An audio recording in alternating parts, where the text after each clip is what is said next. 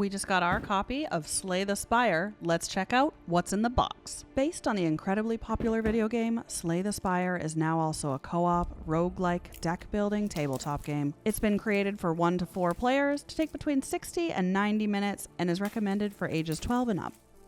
The physical artwork has stayed very true to what we saw in the video game version. On the box, the cover art includes 2 of the 4 Slayer characters, the Ironclad and the Silent. As with all of our board games, we have the rule book with a quick reference guide on the back page there.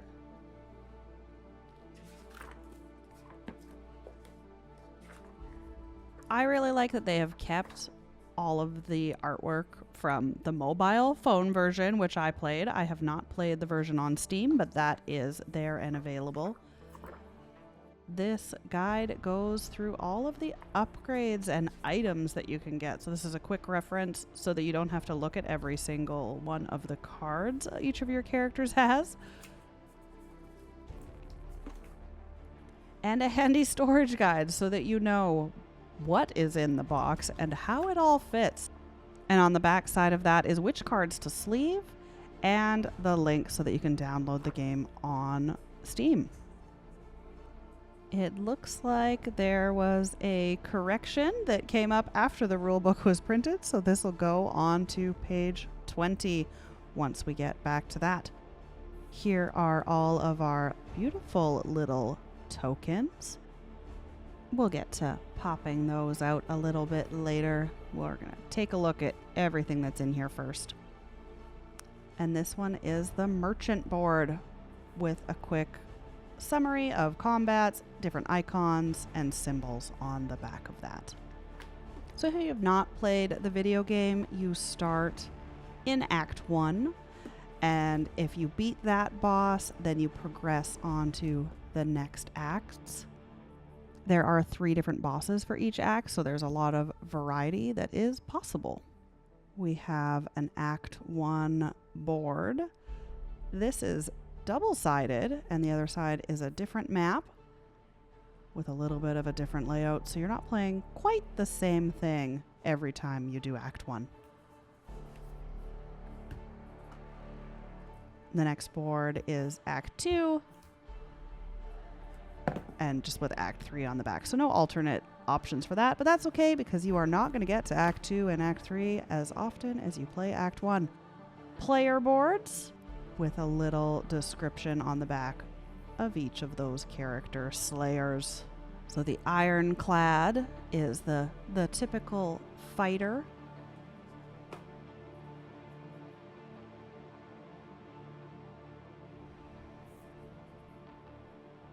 This guy is the Defect, who manipulates orbs. The Watcher switches between Wrath and Calm. Divine Stances.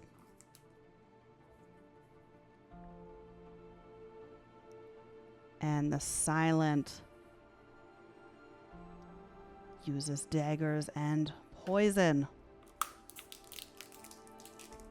Okay, this is cool. So this is a collector's edition only. These are 3mm stitched edge neoprene mats. This is just a little extra. So you can place your player board on here, then your cards. You've got a spot for exhausted cards and your draw and discard piles. And that is for each character as well. We're just going to speed on through that, take a quick look at the artwork for each one of them.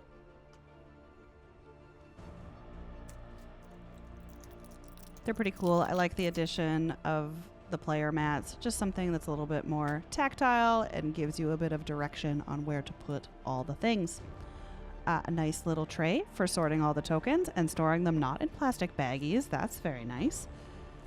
This is the merchant coin bag, and we've got some collector's edition metal coins. It does also come with some regular coins on that punch out sheet, but these are pretty nice. This is a little 1 coin, and we have some 5 coin little metal tokens in there as well. We don't always get the most upgraded versions when we do Kickstarter games, but we did for this one. We were pretty big fans of this one on the mobile phone game and played it for quite some time. I do not know yet what all of these small cubes are for, but we have those. A small green boot and a die. This one has to be the boss health tracker. Those go to some high numbers. Another little bonus, neoprene mat. This one is for sorting out all of the different acts. Monster cards, question mark cards, the curses and burns. Here are our little Slayer minis. I definitely want to paint them. Give them a little more oomph. I cannot say how long they will remain in the gray pile of shame, but at least they are slightly colorful in the interim. Now we're getting into the cards. Slime Boss. So this is most likely the boss card deck. So we have our Act 1, Act 2, and Act 3 bosses.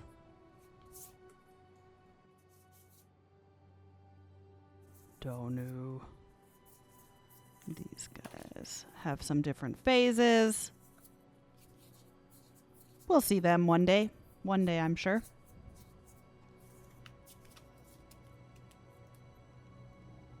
As Kyle goes to pull this out of the box and starts to open it, I'm like, wait, well, that is a stop sign. That is a stop sign. Put it back. Do not open until you reach Act 4. These small little cards look like they are probably items. Got some different symbols on the back.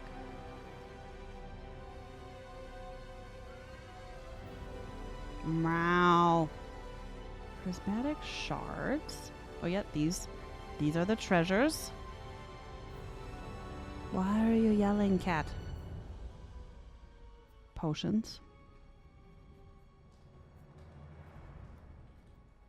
And items.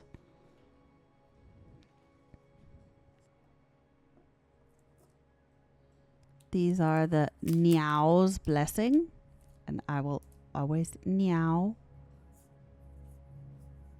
He's a whale. This is a starting card so that you get a little buff off the start. Those are very handy. He's helpful. This is one of those bits that makes it a roguelike game. Every time you start, it's a little bit different, similar, but there's a random chance at different upgrades. These look like they might be divider cards. They're very small. Maybe not dividers. Maybe. Anyway, cute little cards. Very good.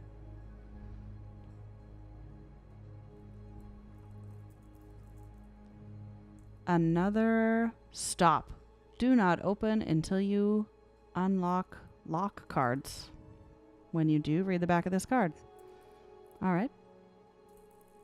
That goes back in the box. I think we're starting to get into the character cards here. These are some big buckets of cards.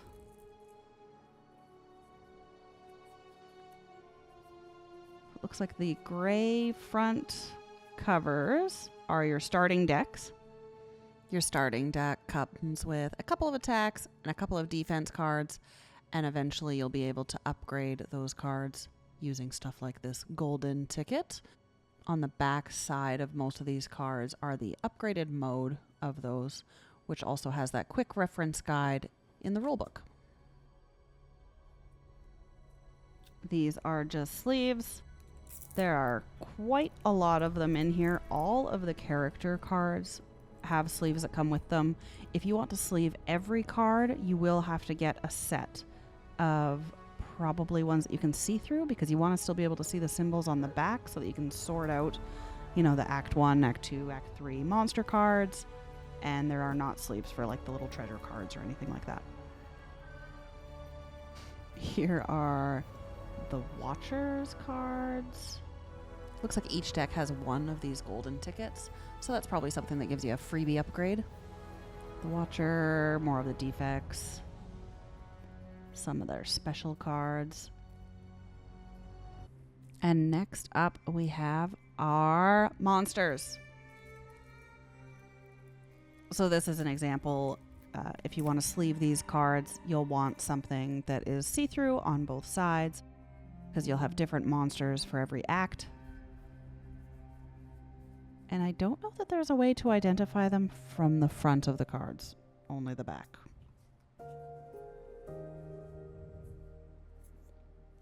So we've got the question marks, the monsters.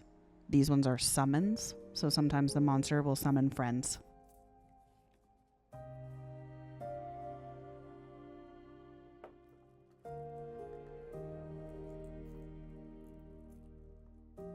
Decay. These are the curses and poisons, probably. Burns. Bad things that go into your hand. Yeah, that's a poison / burn. Those are stuns, those pink ones.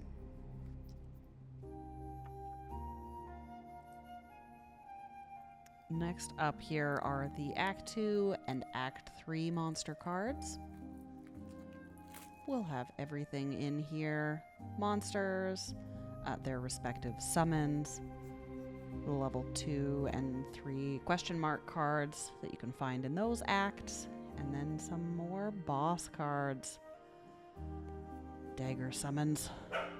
The evil giant head. You guys are not prepared. Those who have played the video game or the phone game, you know what's up. Here we have another deck that you are not to open. Ascension levels occur after you beat Act 3, and then start over at Act 1 again to do everything more difficulter. Like opening up these packs of cards. And Kyle has no long fingernails to assist with this. Alright, here we have some more character cards. These look like ironclads and ironclad upgrades. And then the silence.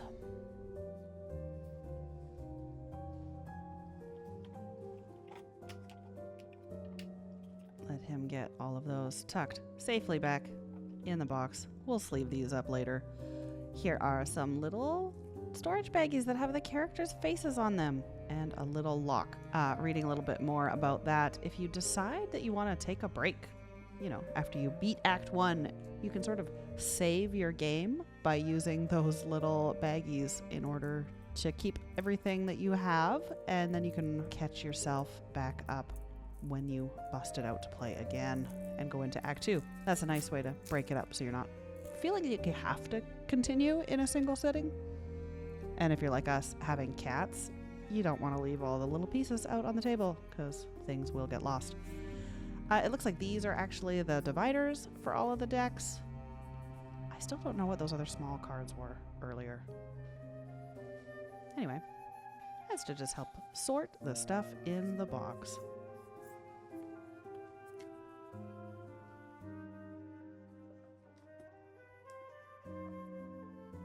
And more sleeves. That's it. That is everything that is in this box. We will take a look at a couple of other things. Stick this little upgrade. So replace monster encounters with corresponding 7 flame cards. So this is when you are ready to upgrade to hard mode. Let's see here. So the original rulebook said replace 2 monsters in each act with the 7 flame monster encounters. So now we're Stella, I'm recording. No barking. Now we are replacing all of the monster encounters with corresponding 7 flame cards, it looks like. So not just 2. You want it to be ultra hard? Add all the monsters. Then we have all of our little tokens. We'll pop all these things out here. I won't make y'all watch the whole thing. Maybe I will, but except in really fast mode. How do you feel about watching people punch out all of the components of a board game? I like doing it. Like, I like the tactile feel of it. But watching someone else, I don't know. How do you feel about it? Tell me in the comments, please. Also, sorting out all of these tiny tokens, the way that Kyle punched this out is, I'm much more organized than this. I would have done only one section at a time rather than having to sort them. And now he's organizing them by hand, manually. Wives never judge their husbands for the way that they do things, for sure. That is facts. So the little red, yellow, blue, and purple cubes, there are also some clear ones. All right, I'm not sure what the clear ones are for. The red ones are for your health trackers and all of that stuff for each individual characters. The yellow, blue, and purple are represent the orbs that the defect uses on his little tray. And then also, I think I saw on the Watchers, like upgrade cards, there's a spot where you can mark when she's going into Calm and Wrath mode. So those are probably used for that as well. On the storage part of the rule guide, it did say to put the little gray or black cubes as well as the heart little arrow tokens into that locked baggie. So those will be used later. These tokens will also go in the locked bag. The little daggers go into the silence bag. And somebody tell me what these purple things are. They don't seem to be the logo for the game, and they don't match anything in the rule book. Maybe there's something in the Ascension cards that we haven't opened yet. Perhaps. They're going to go in here for now. We also got the Kickstarter Exclusives. We have all of the beta art cards, which is really cool, and also this Kickstarter exclusive playmat, which I'm pretty excited to check out.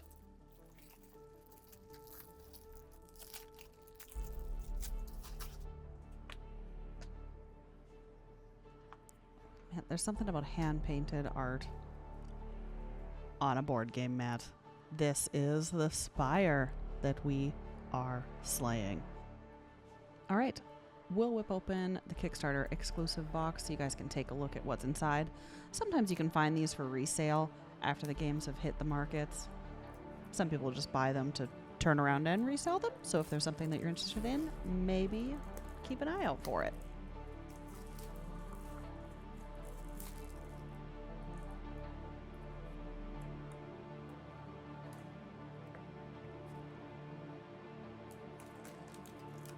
So we have a little mini neoprene mat. This one is specifically just for the merchant shop when you get there. Need to lie that flat for a bit. Foil pack cards. That's cool.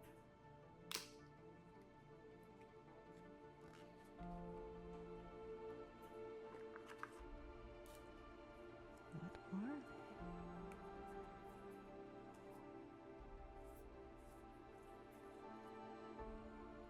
Cool. All of the like main character cards in shiny foil versions.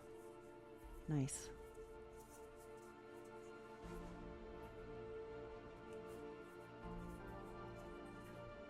And some blanks in case you want to create your own abilities. That's cool.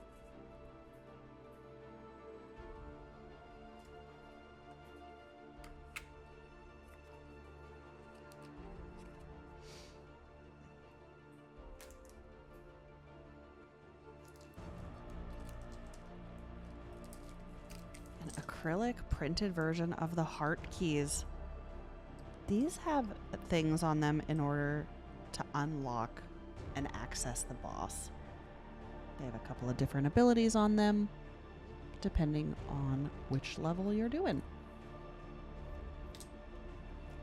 We got a nice fancy die here with claws to indicate what number you're rolling.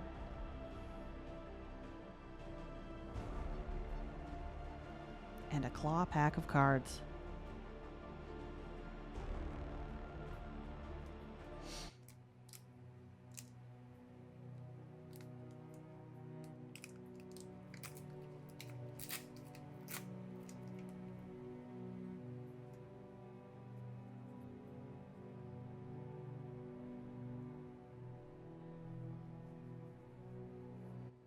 Gain a red cube. Cool. Remove the 2 claws from the base game's defect cards reward deck. Add the claws from that claw pack to that deck. So if you want to be overpowered, this is how to do it.